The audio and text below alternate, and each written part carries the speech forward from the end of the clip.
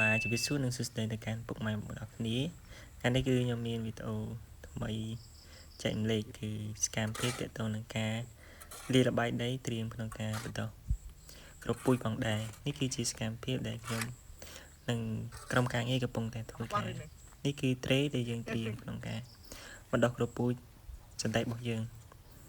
តមកទៀតគឺយើងធ្វើការដាក់គ្រាប់នៅក្នុង tray ក្នុងមួយរុនគឺយើងដាក់មួយគ្រាប់ផងដែរតមកគឺយើងរោយដីសើដើម្បីកប់គ្រាប់របស់យើងនេះបាទយើងកប់វាបែបអញ្ចឹងទៅហើយបន្ទាប់មកគឺយើងធ្វើការភ្ជួររស់ដី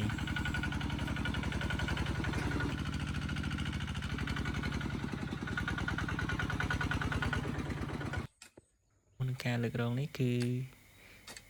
រងទៅទឹងរងគឺយើងយក50លីសានៅក្នុងនេះគឺយើងធ្វើការដាំតែមួយជួរទេគឺ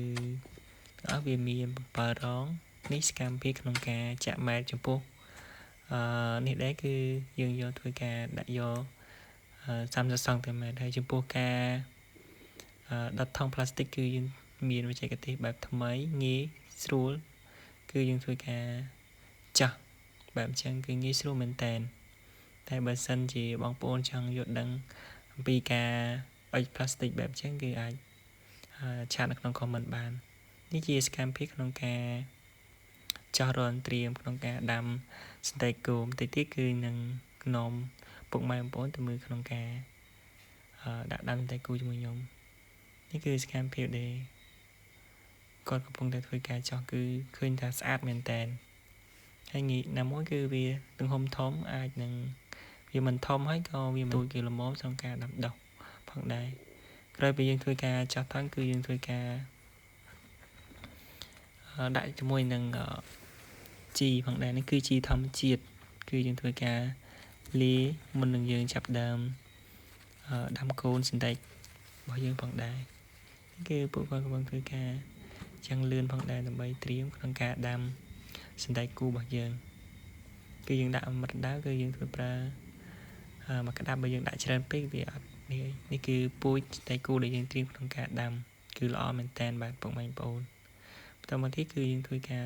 ដាំគូនៅក្នុងរងដែលយើងបានចោះគឺកម្រិតវិញគឺយើងយក30សង់ទីម៉ែត្រហើយក្នុងរងហ្នឹងគឺទទឹងរបស់វាគឺ50សង់ទីម៉ែត្រទេគឺអត់មានធម្មតាយើងដាក់តែមកជួយអញ្ចឹងគឺយើងដាក់កតាលតែហ្មងទៅបាទគឺវាមានភាពងាយស្រួលមែនតើបើសិនជាពុកម៉ែបងប្អូនឆ្លាញ់នឹងជួយចិត្តអាច share និង comment ម្នាក់មួយផងជាចុងក្រោយគឺវីដេអូរបស់ខ្ញុំគឺអត់មានអីច្រើនទេគឺមានតែវីដេអូចែករំលែកទាក់ទងនឹងបច្ចេកទេសកសិកម្មតិចតួចទីក្រោយគឺខ្ញុំមានតែប៉ុណ្្នឹងទេសូមអរគុណដែល